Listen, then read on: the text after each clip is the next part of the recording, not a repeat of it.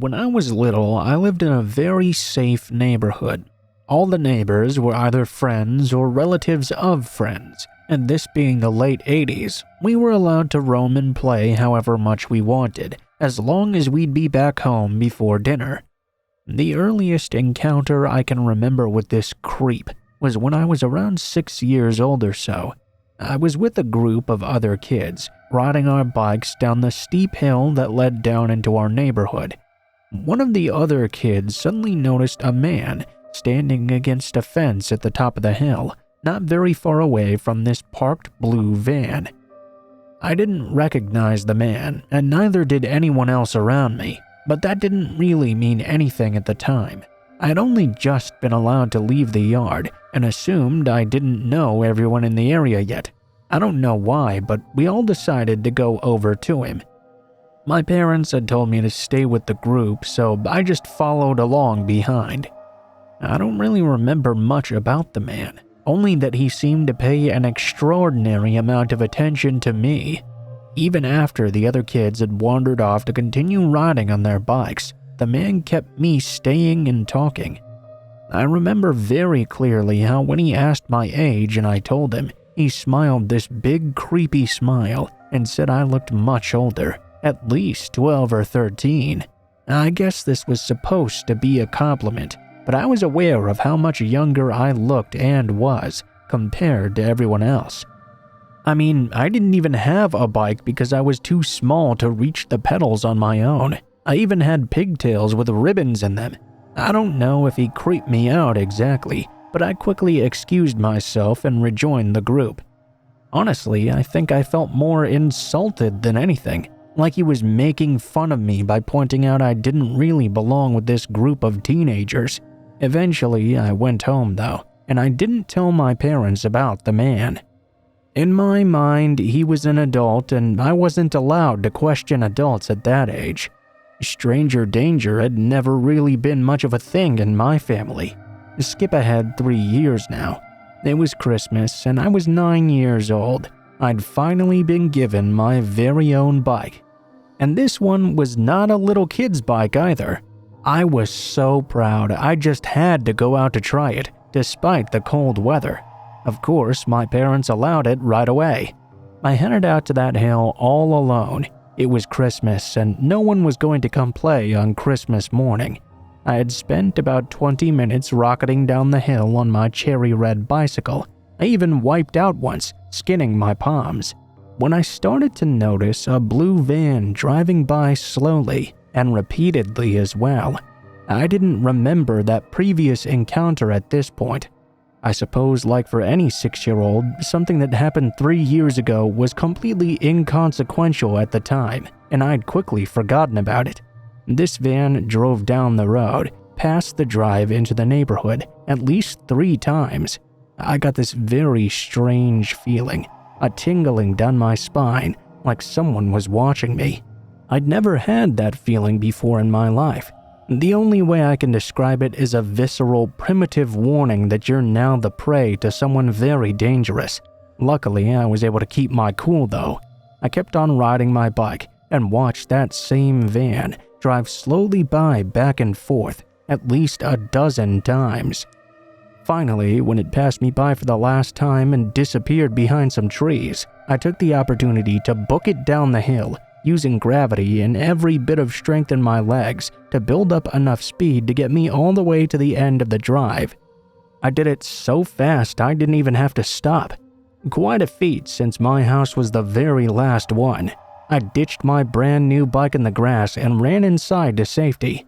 Again, I didn't tell my parents though, half because I felt like I was just being silly, and half because my mom was cooking and my dad was watching TV. 2 activities to never be interrupted in my house, on threat of spanking. I never saw that blue van again.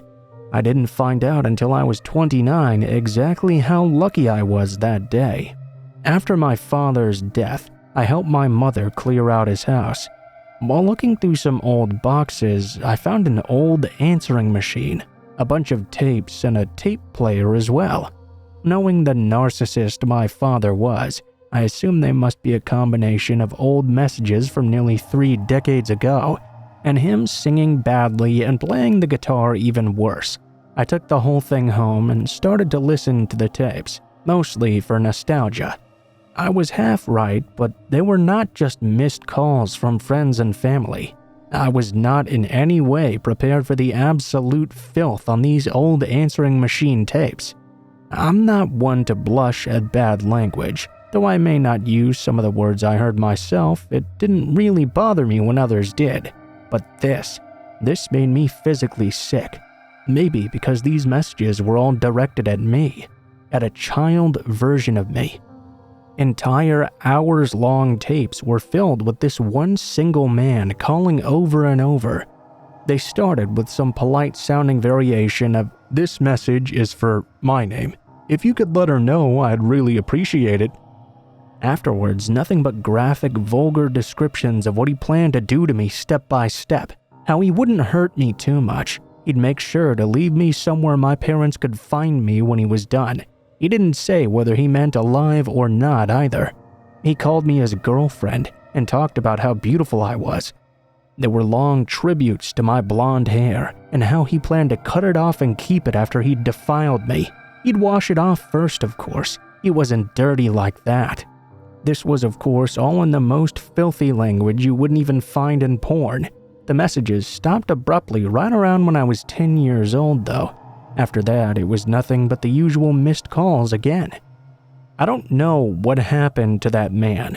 He really didn't sound like the kind of person to just go and give up. Maybe he ended up dead or in jail, but I do know my dad had a tendency of handling things himself. I know of at least 2 other incidents when someone was bothering my mom or me. They stopped after he went to have a talk with them. Looking back, I suspect that my father was a genuine psychopath in a clinical sense. I destroyed those tapes because I didn't want my mother to find them. If she knew, I have no plans to bring it up now. If she didn't, I don't want her to ever know, for her own peace of mind. Honestly, I kinda wish I hadn't found it either.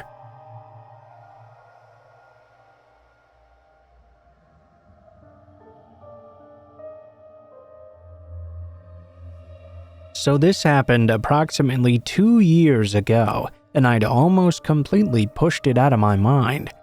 Anyway, about 3 years ago, my mom and my stepdad separated, and I, and my sister moved out and into a new place. It was in a decent neighborhood, not like a nice one, but safe enough. It was quiet and mostly full of elderly people and young families. Moving in, I never really felt unsafe. And ever since this incident happened, I haven't either. Probably about 6 months after we moved in there were a couple of strange occurrences.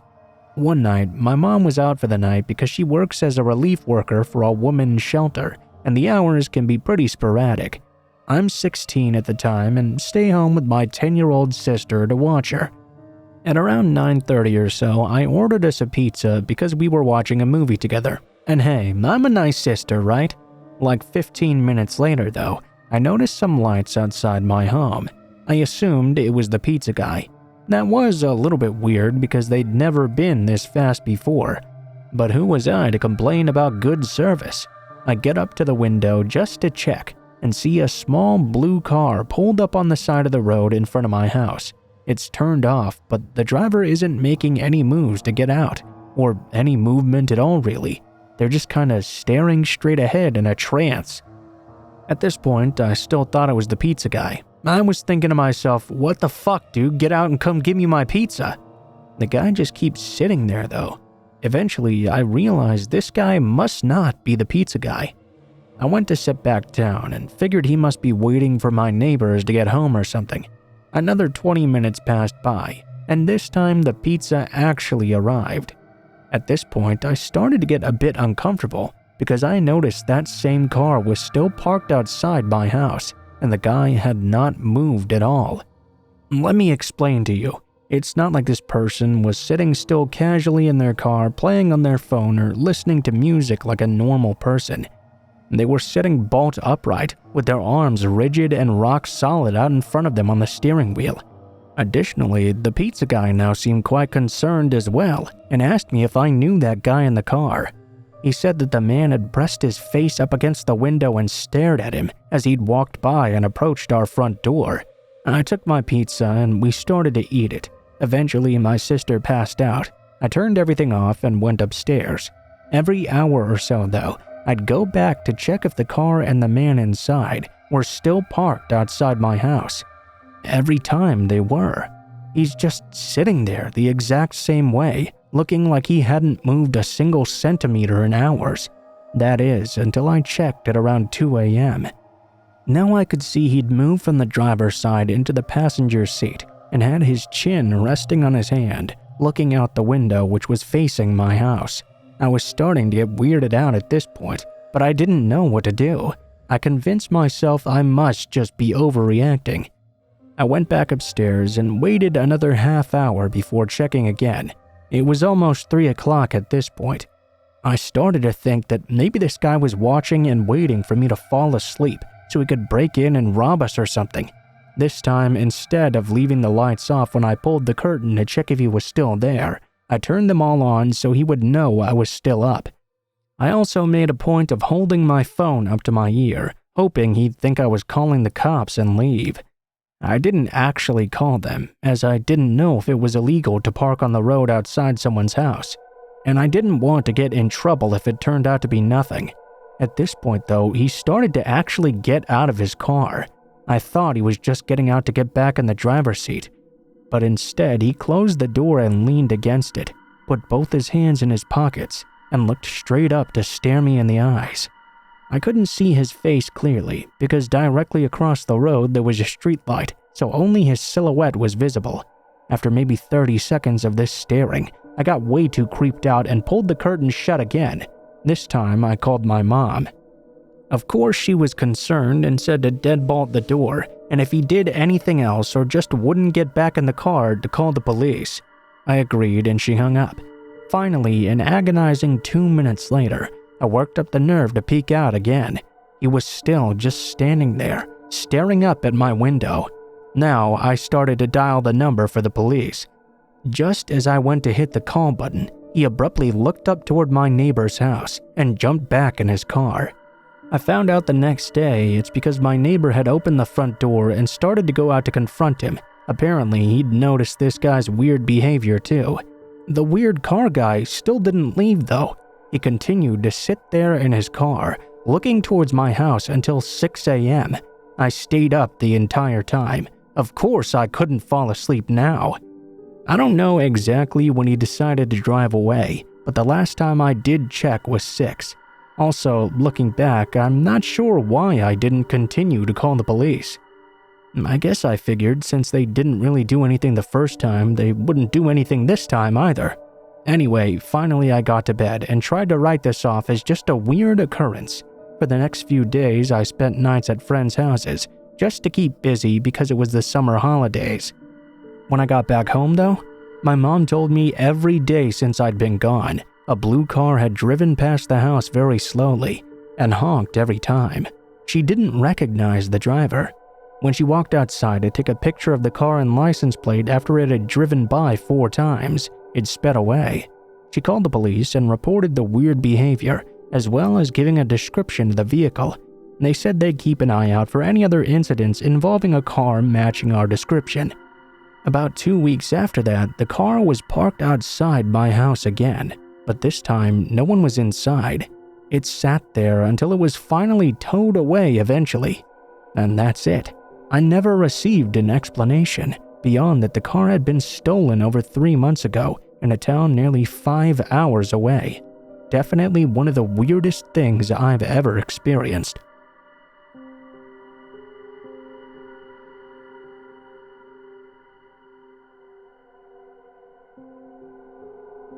Okay, some context. I'm a 24-year-old guy, and this happened to me about 6 months ago. I live in a rather large apartment complex, one that's very open and very social. People are always outside, waving to each other, having drinks and barbecues, stuff like that. It's quite a safe place all in all, with everyone looking out for each other all the time. And if anything bad ever happens, usually everyone is in the know. Anyway, I live in a higher part of the building, Very close to the roof, in fact. Actually, there's a door near my place next to some stairs leading up to it, so it really isn't that hard to get up there. I've personally only been there once before, and after this, I don't plan on going up there alone again. It was about 8 o'clock at night or so. I was on my computer checking my email, as well as just relaxing and browsing different sites. Well, at that moment, of course, my internet decided to up and crap itself. This was common enough as I used the building's Wi-Fi, and it tended to do this at certain points in time. Normally it would be okay, but I was reading 3 very important emails and couldn't check the other 2 because I hadn't opened any other tabs. I decided to head outside around to another building at a friend's house who I knew. They were really nice about letting me use their internet when things like this happened. So I'm getting up to leave my place when I step out into the hallway. Immediately, I hear a thump from above on the roof. This didn't really surprise me that much though. I thought it must be someone up there drinking or hanging out. It happened often enough. I get to the bottom of the building, and as I'm leaving, I hear a loud rattle from the roof once again. I look up, but I don't see anything. I brush it off as a random person on the roof who must have fallen down or something. I continue walking. A few minutes later, I'm nearing my friend's building when I hear a nearby bush shake. I'm getting a little weirded out at this point, but I dismissed it as a cat or lizard moving around in the brush and kept on walking. I arrived at my friend's place and sat down on the curb near the entrance. I pulled out my phone, unlocked it, and went to check my email and continue where I left off. Just a few minutes into reading though, I heard another rattle, just like the one at my building, only now it was here instead. I started to get an increasingly bad feeling about this, but I kept on telling myself it must be nothing. About 5 minutes later though, I just happened to glance up at the roof and got the surprise of my lifetime. I could see a man peering down at me, crouched over. I tried to convince myself he was just enjoying the view of the place and just happened to be looking at me in that moment. I shined the light from my phone at him and could make out more of his features. He was wearing tattered pants, a black hoodie, and a mask. One of those white masks you'd buy at a party store, only on it was drawn this really huge smile. I really didn't know what to do at this point. I laughed nervously at the guy and just went back to reading. I looked up a few minutes later, and the man was now sticking his head over even more. I was really starting to get scared now. It was just like the beginning of a horror movie or something. It was just me and this guy out there, and I didn't know what the fuck he wanted. I decided to get back up and hurry over to my place where I'd be safe. I got back with no trouble and started to laugh at myself by the time I got there. How silly was I being? The guy was just some prankster trying to scare me or something. I'm in a much better mood walking to the entrance now when I look up and immediately feel that good mood drain away. The same fucking guy is there, only now he's on my roof in the same creepy manner staring down at me. I don't even know how he ran over when I left and got up onto the roof before I even got there. I'm just standing there, frozen for a moment. This guy kinda tilts his head as if wondering what's wrong. I quickly headed inside and tried to forget this, going to my place and locking my door tight. My internet was working now anyway. Later that night, I decided to go to sleep and laid in my bed for a while. I started to get sleepy and shut my eyes. A short few moments later though, I begin to hear a tapping at the window near my balcony. I get up to investigate the noise. I go to my balcony's glass door, pull back the curtain, and immediately scream in terror. That same guy, who I'll call the roof man for obvious reasons, was hanging down from the roof, staring at me upside down. He tilted his head at me. I'm standing there frozen, wondering where the fuck this psychopath came from. What he did next frightened me even more. He climbed down onto my balcony like a monkey and knocked on my glass door like he wanted in. Obviously, I didn't comply. He started to bang and slam against it. He slammed so hard he cracked the glass. At this time, I'm scrambling up and unlocking my door to get the fuck out of there. I opened the door and fled out as I heard glass shatter behind me. I shut the door behind me and ran down the hall, banging on my neighbor's door. I heard my neighbor come to answer. I looked back at my place down the hall, only to see my door open and the roof man barely peeking out from around the corner. At this moment, my neighbor answered and looked at me worried. I pointed down the hall and he looked. The roof man was standing there in my doorway, staring us down. Suddenly, he broke out into a full sprint, running at us like a crazy man. My neighbor grabbed me and pulled me into his place and shut the door tight. A couple of seconds after, we heard a loud bang at the door, much louder than the banging from earlier. We looked out the peephole, only to see the man relentlessly attacking the door. Thankfully, this one was much sturdier though, and after a while, the man gave up and ran off. We called the cops and they searched the complex for him, but he was nowhere to be found. I don't know what scares me more, that horrific night, or knowing he's still out there, and he could do that to me again, or potentially someone else. My neighbor kindly allowed me to stay in his place for a while. He said he understood, and if anything like that happened again, to call him and he'd have my back. I can't thank him enough. Now here I sit, still in my neighbor's place, relaxing and watching TV. I haven't seen that psychopath since 6 months ago. Thank God.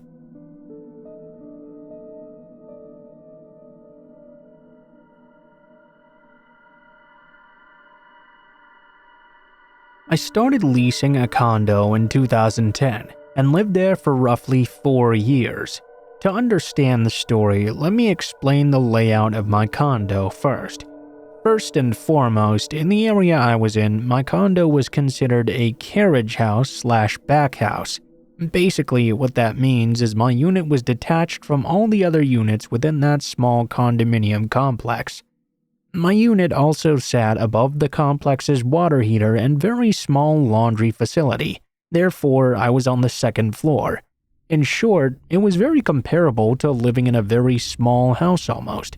A house that's on the second floor, so I had no one above me, beside me, or below me. It was a freestanding unit. If I wanted to visit my neighbor's units, I had to walk down my stairs and go out through a gate. My condo was only accessible through an alleyway, meaning you couldn't even get to or inside my unit without being in that alley. The alley is where all tenants facing north on my street parked, and all tenants facing south on the street behind us parked. It had a singular set of stairs which led straight up to a small landing / balcony, and then of course the entrance to my place. There was only one singular entrance and exit and no additional balconies either. My unit had this wooden door with a bottom lock and deadbolt, as well as a screen door you also locked. It was total shit though, because even if the screen door was locked, you could just open it by pulling hard enough. Alright, now that we have all that out of the way, I'd been living in this condo for about 2 years when this occurred. One night, I'd go outside to my little landing to smoke a cigarette. I know, blah blah, so bad for me, I've since quit, so no comments on that please. It was nighttime, therefore quite dark outside. Our alleyway was still pretty lit up, so I could see everything going on pretty well. I was screwing around on my phone leaning over the railing when I happened to look down into the alley. I could see this youngish guy walking down near my unit. No big deal. Occasionally there would be random people that walked through our alleyway from the bus stop. They never just stopped and stared though. They continued on their way. All of a sudden though, this guy stopped in place and just stared up at me. I mean, he literally stopped like he got hit with a force field or something. He didn't say a single word, just stared up into my eyes. I can't explain why or how I felt the way I did, but when we made eye contact, I have never felt the same emotions that came over me in that moment. I could just sense this guy was evil from more than 10 feet away. His eyes had zero emotions. It was like how a lion would look at its prey just before the kill. I had never seen this man or interacted with him in my life. After making eye contact, my heart was pounding rapidly, so I put out my cigarette and went inside. I didn't want to make it seem extremely obvious, because I didn't know what this guy was going to do. I locked my screen door, locked my big wooden door, and called one of my neighbors to see if he could keep an eye on the guy. My neighbor answered but said he was not home right now. He'd be pulling down the alleyway in a couple of minutes though, and could see if he was still there. At this point, I'm standing in my kitchen about 20 feet away from the door when I start to hear these quiet footsteps on my stairs. Then I hear someone pulling on my screen door, attempting to force it open. I knew it was him. I was not expecting anyone that evening. Very soon, I found out that when shit goes down and fight or flight is supposed to kick in, apparently I freeze. No grabbing a knife for me. Needless to say, if anything happens to me in the future, I'm probably screwed. At this point, I didn't know how long it'd been from a time standpoint. It seems to stand still when you're in fear. All I know is that the man had forced my screen door open already and was now working on my wooden door. As I was preparing for the worst, I could hear my savior neighbor screaming out, "What the fuck are you doing?" According to my neighbor, as soon as they called out to him, the man flew down the stairs and booked it out through the alley. My neighbor tried to catch up, but they were also a bit older, so they couldn't manage. I don't know what the guy was doing or what could have happened that evening had my neighbor not come home at that exact moment. Honestly, I'm very lucky he was already on his way back. I lived in that condo for another 1.5 years, but I never saw that man again.